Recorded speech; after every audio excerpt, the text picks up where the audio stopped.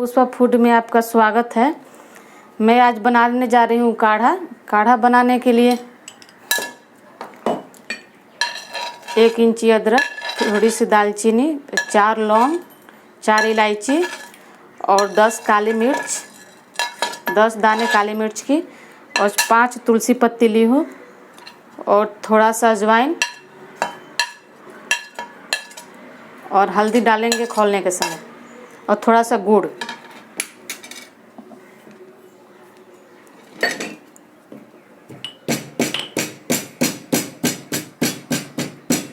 अच्छे से कूट लिया है।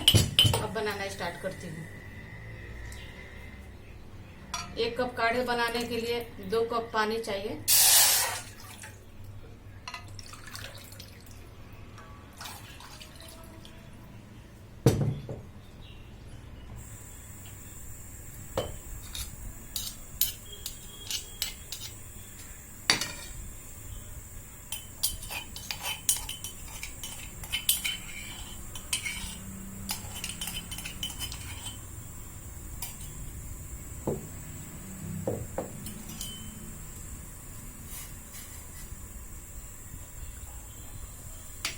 मैं अभी इसमें हल्दी ऐड कर रही हूँ।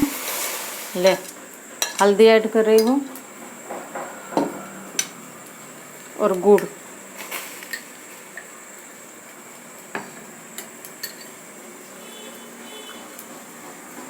ये मैंने अच्छी तरह से इसको बॉयल कर लिया है।